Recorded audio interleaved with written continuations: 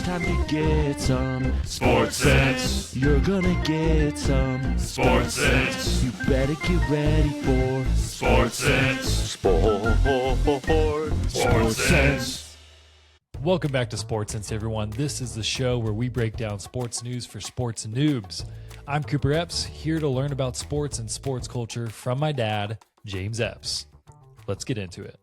Well, hello, everyone. We actually don't have my dad here tonight. We've got a very special guest in the form of my wife's best friend's husband is how we met. So welcome to the show, Chris Stephenson. Thank you. How's Yeah, it going, a little bit younger than Mr. Epps, but not quite as handsome. So you win some, you lose some with the podcast, right? For sure. It's hard to top my dad in looks. He's always been a handsome devil, I think. But so yeah, I don't know why we're glazing my dad and he's not even here. But yeah, this is March Madness season. If you guys have listened to the last few episodes, you know we've been very basketball and March Madness focused. And so as my dad has been busy with travels and so forth, I've had a couple extremely passionate basketball friends come to mind that I wanted to get on and pick their brains about, especially the March Madness stuff. So, Chris, thank you for coming. But I want you to give a little rundown about who you are, what makes you such an expert and so passionate about basketball. Sweet. Yeah. I mean, like Cooper said, we met through our wives being best friends through high school. And so that kind of kickstarted our relationship there. As far as my basketball, I've pretty much always loved basketball, loved sports in general, grew up in a very heavy sports household. Three of us boys in my family and then two sisters as well. And every Sunday we were doing some type of sport, and throughout the week we were all doing sports as well. And so I kind of latched onto basketball pretty early. Became a big fan of Kevin Durant, who's an NBA player. I've sent a few questions into the podcast to see what your dad's opinion is on him. And so yeah, basketball, I pretty much followed my whole life as long as I can remember. So were you introduced to KD early on, like as a kid? And is it kind of a nostalgic reason that you follow him so loyally, or yeah, tell us more about that. Yeah, I really don't know why I kind of latched onto him, but I mean, right when he came into the NBA is when I really started getting into basketball and watching the NBA a little bit more. He got drafted in 2007. And so, I mean, I was 12 years old at that time. And my dad is really big BYU Cougars fan, obviously. But he didn't really have a huge affiliation with the Jazz. If he had to choose a team to root for, he would choose the Jazz, but it wasn't really ingrained in us kids to root for the Jazz. Yeah. And so I kind of figured I'd go my own way. And once he came into the league, I really don't know how the connection started, but really just became obsessed pretty fast and got all his jerseys and shirts when I was a kid. You know, I celebrated his birthday party more than my own birthday.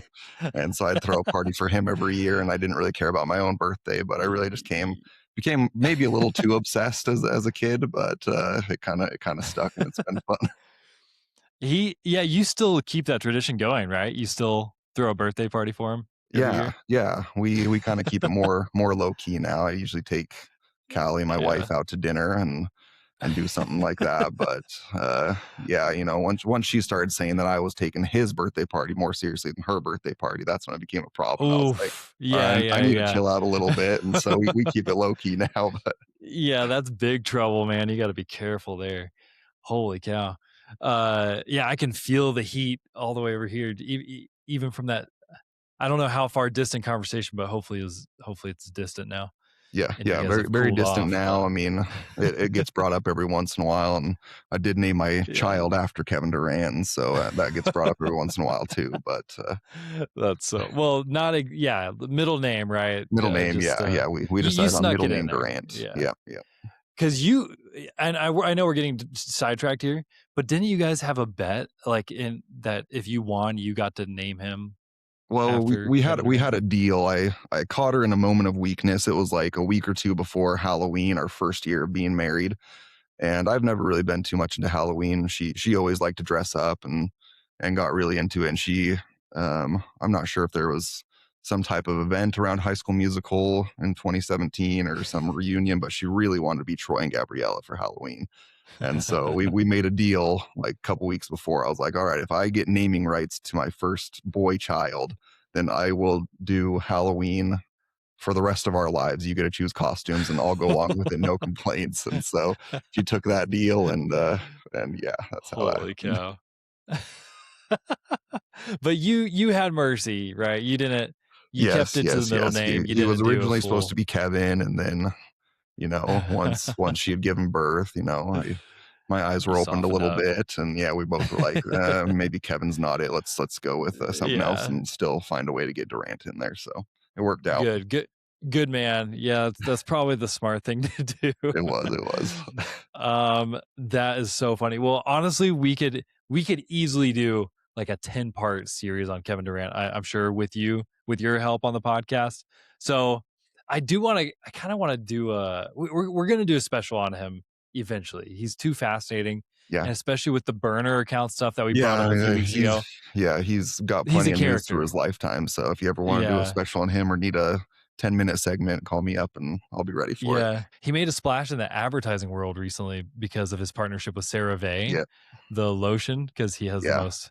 I can't remember if we texted about that, but yeah, I guess he has the most think ashy so. Yeah, legs with his ashy legs, some fans had called him out, posted a picture on Twitter, and I think that was a couple of years ago though, and then just kind of now came around to make some money off it. So I love it. Well, so far it seems like he's got a pretty squeaky clean life. Like he's been one of the more straight arrow kind of basketball players, for sure, which is cool. He seems respectable in a number of ways. So I bring that up as a segue into our first little bit of news before we get to March Madness. I had to insert this. Did you see the headlines about Tiger Woods last week? I did see that. Yeah, that was a little crazy. I mean, he's got a history with it now, so it's disappointing to say the least. Okay, yeah. So the people who don't know, Tiger Woods is a golfer. No, just kidding. He rolled his Range Rover in Jupiter, Florida, shark diving capital of Florida, by the way. If you ever need to go shark diving, I can recommend a charter to you now. Yeah. But Jupiter, funny enough, it's like shark superhighway, and tons of pro golfers live there for some reason. I'm not sure why, including Tiger Woods. So anyways, he rolled his car. Cops did a breathalyzer test because they were suspicious. He had 0 blood alcohol content, but they asked him if he would do a urine test, and he declined. So he got arrested basically for refusing to test, which is silly to me because I'm like, okay, if they arrest you, can't they test you? They could probably do whatever they want to you, right? I'm sure they could test you in jail. Yeah. So like, why not just, anyways, so kind of silly. Tiger Woods has been marred by a number of incidents in his life though, and he seems to keep coming back and people still like him. It's kind of like how, anyways, I won't get too distracted with that, but I just wanted to share that because you've probably been seeing the memes or maybe not, but yeah, Tiger Woods is in the news again. It's kind of silly. So, all right, that's enough of that. Just had to call it out because it's big news. Funny. Yeah. Anything Tiger Woods is always big news. I guess he's dating or married to Trump's former daughter-in-law. Really? Vanessa Trump. She still goes by Trump. So yeah, she had like a statement about it and stuff. But all right, sorry, you're experiencing what my dad experiences, where I'm like, I get way distracted with Tiger Woods is sports news, no matter what it is. So you gotta throw it in. That's true. Thank you. Okay, well, I don't want to waste your expertise, so let's get back to basketball. Okay, we got to talk March Madness. We just had the second week of games. It was narrowed down to 16 games this past weekend, and then they whittled it down to the Elite 8 from the Sweet 16, and then now it's whittled down to the Final 4. So, and then we've got one more weekend of games coming up in a few days here.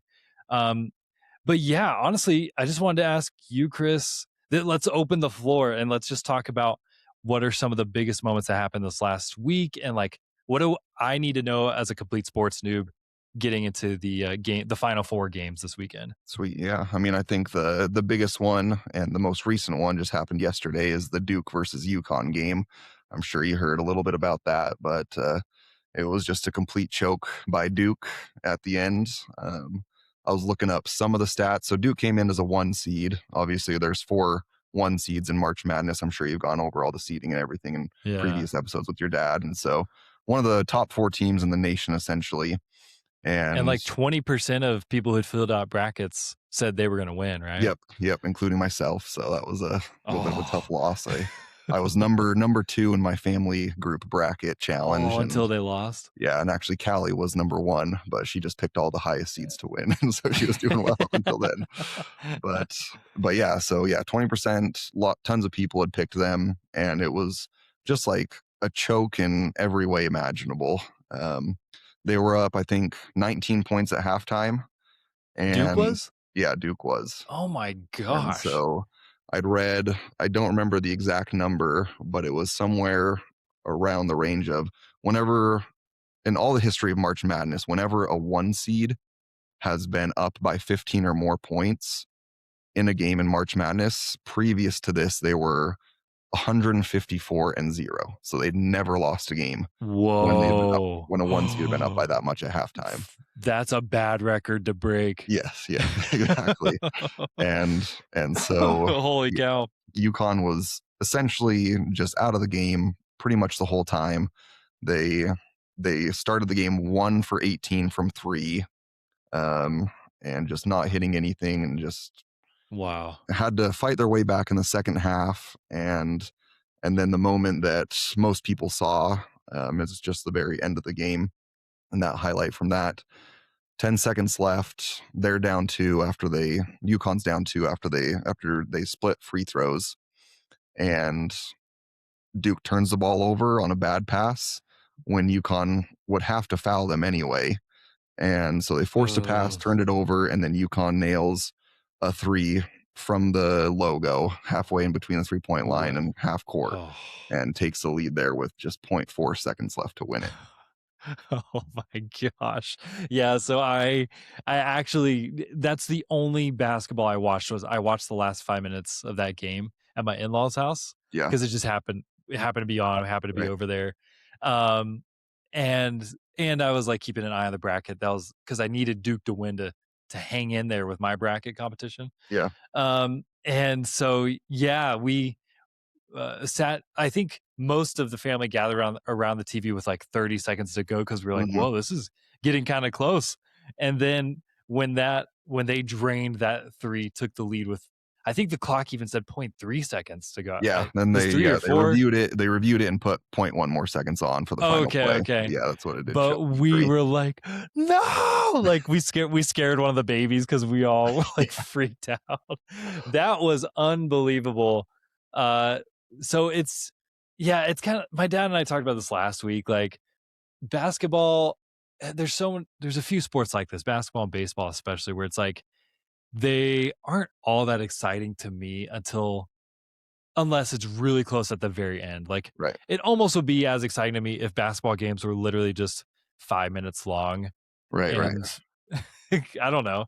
Like so, but I get that it's a long game, and it's like a huge series. It takes a huge series of good decisions for both teams to win a game. Right. For one of the teams. So they're going to have to be exciting moments, but the real excitement comes those close real excitement final minutes. So I'm starting to appreciate that art a little bit, and that it's like it's one of the more marathon sports, I think. Yes. Like, because yes, it's easier to score goals than maybe other sports, but like it's like little mistakes along the way. And even just in one half, like you said, where Duke gave away the biggest lead ever as a number 1 seed. Right. And this just in one half of the game too, the second half. So like it's crazy how just a series of decisions will steer you just far enough to lose the game by a point. So that was a thriller for sure. That was cool. That was a good game. Even though it kind of ruined a lot of people's bracket, including my own. Most brackets have been blown up anyway. I mean, I guess statistically that's how it is, but like that Duke one, that was brutal. Yep. So probably a lot of people lost a lot of money on that. Yeah, I'd imagine so. I mean, Duke had kind of been scraping by though, so they weren't looking like the number one seed they were put in Oh, as. So really? Okay. yeah, I mean, even their first game, they went against the 16 seed. They only won by a handful of points, and they were down most of the game. So Wow. yeah, Dang, so they were kind of shaky the whole tournament. they have been. Yeah. Interesting. Okay. Well, yeah, that was super exciting. Oh yeah, so let's look at that matchup. So since UConn beat Duke, let's start to paint our Final Four picture here. Yeah. That puts UConn going against Illinois, a Hmm. number 3 seed Yep. in their Final Four matchup. So anything we need to know about Illinois? Have you followed them much? A We can little skip bit. over it if not. I feel like from what I've seen and from the games I've watched, it's they're the 3 seed, so obviously they're still a really good team, top 12 in the nation. But from the bracket that they have and the teams they've had to play against, they've had the easiest path to the Final Four of all the Okay. teams. So yeah, they played 14 seed to start, and then 11 seeded BCU next after the BCU's upset against North Carolina. And then they did beat Houston, which is a number 2 seed. But then in the Elite Eight game, they played a 9 seed Iowa. And so all Okay. lower half seeds except for Houston. So they've had some good Interesting. wins, but against, easier teams than the other 3 have had to play against. Yeah, yeah.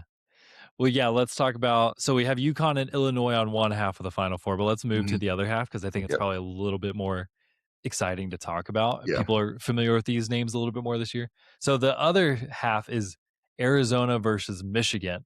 Hmm. So what are your thoughts on that game? That's well, to I set the scene a little bit, sorry for the no, go listeners, ahead. is that they're the two number 1 seeds left. So how are you feeling about that game? Who do you think is going to take home the bacon on that one?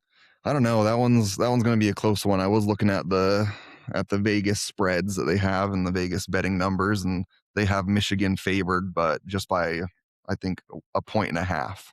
And so they're Oh expecting it to be wow. a really tight game, and so the odds are really either way. But yeah, I think a lot of people, including myself, just are kind of writing that game in as the championship game.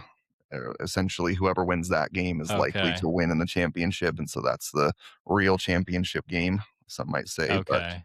yeah, with the 2-1 seeds, Interesting. 2 of the best teams in the nation, I think it's going to be a really good game. Yeah, yeah, yeah. Of course, with UConn and Illinois, that's a number 2 seed versus a Yeah, 3 seed. So, like you said, still great teams, but people are feeling like either Arizona or Michigan could blow out yeah, UConn or Illinois. yeah. I don't know about blowout, but I think they would both be expected to win by a handful of points. But yeah, like you said, with UConn, you can never really count them out. Not sure if you know kind of their history, but with Dan Hurley, Uh, they've won the national championship 2 out of the last 3 years as well. And what? so last year they didn't win it, but they won it the 2 previous years. UConn did, and Oh, so I didn't and realize that. yeah, he's Okay. been their coach. So people kind of have differences on how much coaching matters, but with a coach that's been to that game and been in those spots before, it obviously showed against Duke, being able to get his players in the right spots and positions to win. So I think you can't really count out UConn, but I would expect Michigan and Arizona to be favorites if they played against UConn. Okay. Cool. So who'd you have as winning your whole bracket? Was it Duke going all the way? Yeah, I did have Duke. Oh man, okay. Yeah, So who do you have picked in this Arizona Michigan game though? I In think I yours? have Arizona. Um, Yeah. it's interesting. I feel like I'm not sure if you've talked to your dad a whole lot about this, but I feel like old school people would really tend to go to Arizona and cheer for Arizona just because a lot of people in the older generation or in previous generations to us like Arizona style of play. They don't shoot as many threes, so they're not as analytically based as other teams. A lot of teams around the nation are kind of getting to that point, especially in the NBA, but college is following suit as well. That the best shots are 3-pointers and layups or dunks, and so a lot of analytics teams and coaches are like, these are the shots we want you guys taking 95% of the time. And Okay. Arizona really does not shoot a lot of threes, and but it works out for them. They score a lot of points. They drive it in a lot. they're able to slow the game down, and they're able to get a lot of fouls and free throws. And so I Okay. feel like that's more the old school style of play, and Cool. but it really works out for them. So I think I'm going with Arizona in this game. Yeah. They do seem like I said it last week, I think too, but they seem like killers to me. Something about I have watched them play a couple games this season, and man, they just seem like I'd be scared. I'd be way scared Yeah, to go against them. So it's just like because I feel like you see other teams, and it's like, oh, they're really good at basketball, but they still seem like college kids to me. right. Like I see them falter and kind of slip with the Yeah, ball here and there. Like you see the imperfections, which I find fun about college sports. yeah, But with Arizona, something about them just seems yeah. Their like, chemistry is yeah, just just there. tight. And like Yeah, they're like professionals. Like they execute their yep. job as well as they could, Yeah, you know. So I it's I feel the same way with that. I mean, I watch a a lot more NBA than I do college. And every time I watch college, it's always like there's a very clear difference between the professionals and what you see in college ball. Just like you said, the yeah. IQ, the mistakes they make, and kind of the pace of the game and everything around that. But yeah, Arizona has looked very, very solid. Yeah, yeah. Of course, and like once you start basketball talking about basketball IQ, like I don't know, I don't even know what a good play looks like in basketball Right, really, right. but it's just even just like mere clumsiness, that you can kind of Yeah, sense when you watch some teams, even great teams. So but yeah, Arizona, man, I'm like, dang, they would murder me on the court, like yeah. me or most people. Um, anyways, so yeah, I have them going all the way in my bracket just because, like I Oh, you said, do? I'm just my dad doesn't like it when I say vibe, but that's the vibe I get That's when I fair. when You I gotta see them gotta have some play. good vibes. So So, yeah, I'm going I'm but going off yeah, the I mean, vibes with their Arizona. yeah, on the other side of Arizona, Arizona definitely, like you said, looks professional, looks good in every way. But Michigan, they've pretty much manhandled all the teams that they've played up to this point. Arizona has Ooh, had some, deficits after the first half, and they've been able to take care of those. But Michigan is pretty much beaten down on whoever's been in their path in this tournament so far. ooh, So okay. So it's a pretty tough matchup. yeah, Sounds like. Okay. Cool. Well, that sounds like a good like they've got two pretty distinct styles of play, hmm, but they're both really good at what they do. So that'll be a yep, fun game to watch. So sounds like that's our big game of the week. We haven't done that for a few weeks, but yeah, if that's our game of the week, it's Arizona versus Michigan, men's basketball Final Four. Um, but yeah, Chris, what else are we missing? Anything else before we wrap up? As far as like, has there been anything really viral or just any main characters in this tournament that people have been obsessing over in recent days?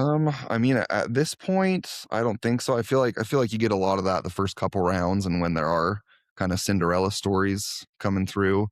You had High Point beat Wisconsin, and there are a few other upsets, but everyone, all the memes are always there's yearly just a white boy that just shoots the three ball and shoots his team into wins against these big teams, and that ended up being High Point. But I mean, at this Okay. point, yeah, I feel like as a basketball fan, we got what we wanted with this tournament.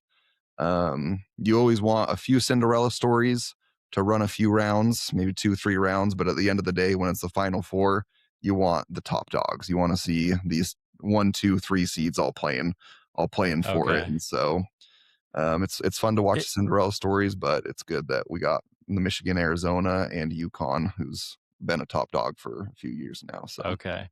You're saying it's cute to watch the little fish, do some upsets for a exactly. couple rounds, but then you wanted to clear out and Yep.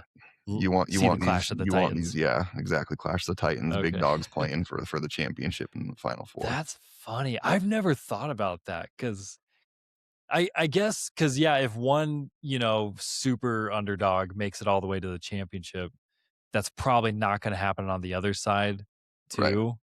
And so you don't want to see a blowout in the final championship game. That would be a Yeah, bummer. exactly. And I think just for Okay. viewers in general that are basketball fans, you want these top guys. And even though there are some guys that are going to be drafted into the NBA from these four teams, the top 3 guys of this class have already been knocked out. But there are still guys that are going to be drafted in the NBA, which a lot of times with the Cinderella stories, with the lower seeds, you don't have these guys that are going to be drafted in the first round, and so they're fun to watch. But yeah, you want a lot of the NBA guys too are like, oh, I want to watch these guys. They're going to be on possibly my Our team that I cheer teams. for, and going to be Yeah. drafted coming in. So viewership wise, I think it's just better overall for the top guys to make it to these final games. Interesting. Who's like do you have like one guy that you're looking at that could go play with KD or could be the next KD coming up? I mean, I don't want to sound like a homer when I say this, but I feel like a lot of people are talking about kind of AJ that Oh way. yeah, from BYU. Yeah, Yeah. AJ, he has a good relationship with KD as well. Actually, he had talked to Okay. KD before going to BYU, and KD kind of told him, you know, told him to go there and get some of that experience. But yeah, 3 top guys, AJ DeBonsa from BYU, and then you have Darren Peterson from Kansas, and then Cam Boozer from Duke. Those are kind of the top 3 guys that everyone was looking at, and they're all out now. But Okay. there are still some guys on these teams. I don't have any one specifically. I don't remember. So nobody there's got to be somebody from Arizona or Michigan looking to go Yeah. to the NBA, right? Oh yeah, for sure. Let me see. I pulled up earlier Also, kind of a mock draft. if well, sorry, while you pull that up, what from these big teams, like, is it not like multiple? I guess the NBA, yeah, I get that basketball is smaller teams, but like, Hmm. are it seems like as I've heard about college ball the past few weeks, there's not a ton of names that are like coming up that are like, oh, they're totally going to the NBA. Hmm. I I guess it's not like the NFL where you have teams of like 80 to 100 people or whatever. Right. Yeah, But NFL, they so have is 53 man rosters. I guess what I'm saying is like, yeah, from Arizona and Michigan, for example, how many players from those teams are going to the NBA? There will probably be at least a few from each of those teams.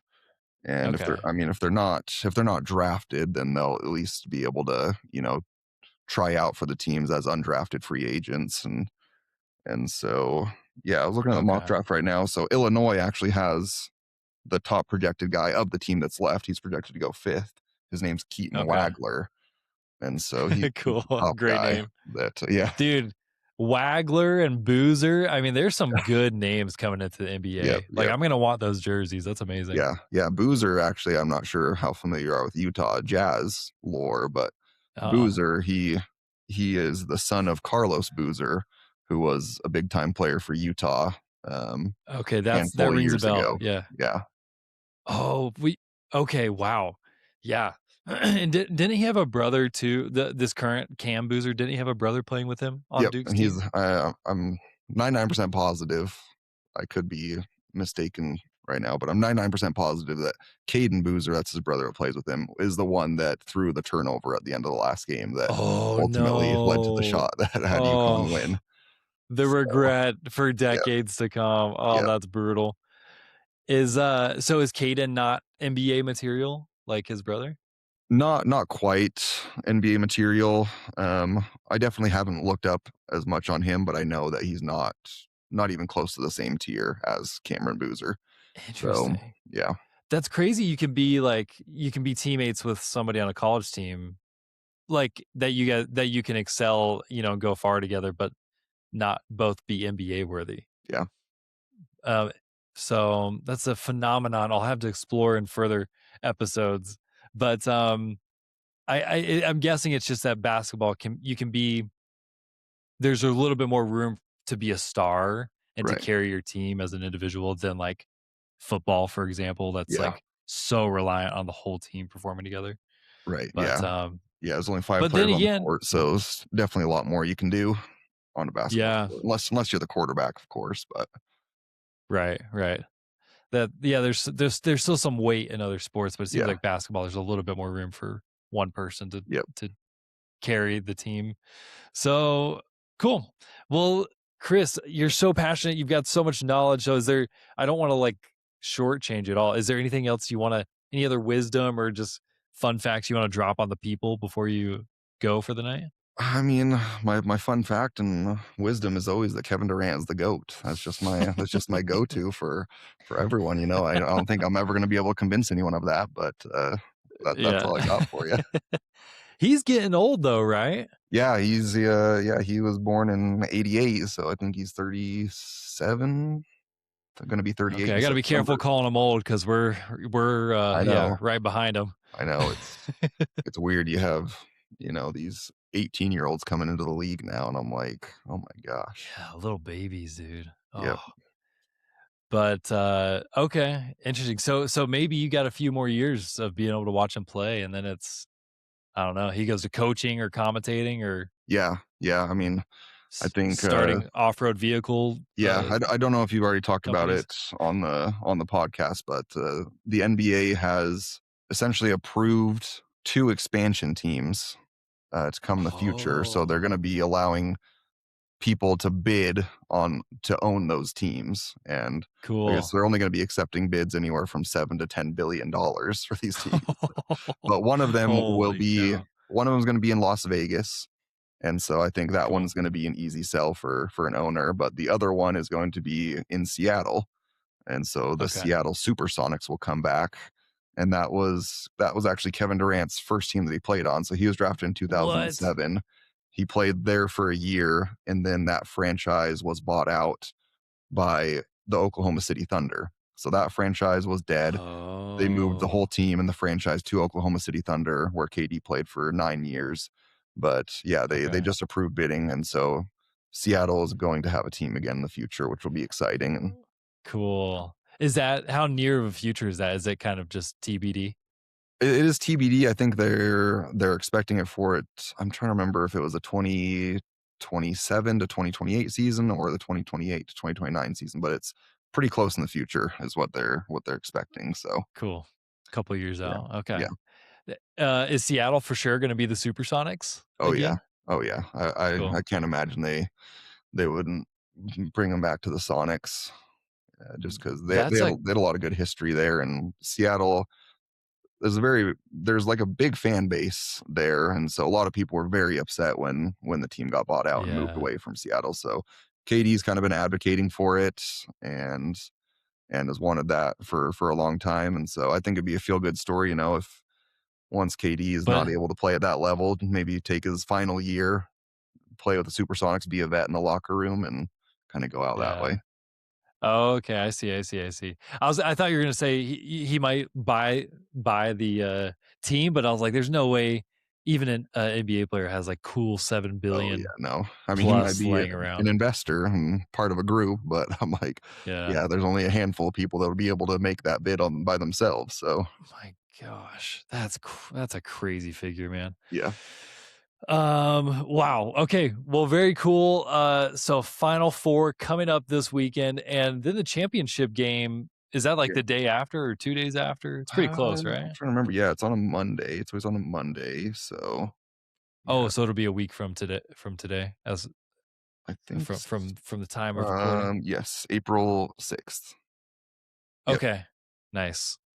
Wow. So you get to celebrate Easter and then And then watch the championship game. snack it up with some basketball the day after. So Yep. okay, Chris, thank you so much for joining, and we will have you back. Yeah, thanks for the very near invite, man. It was a future. lot of fun.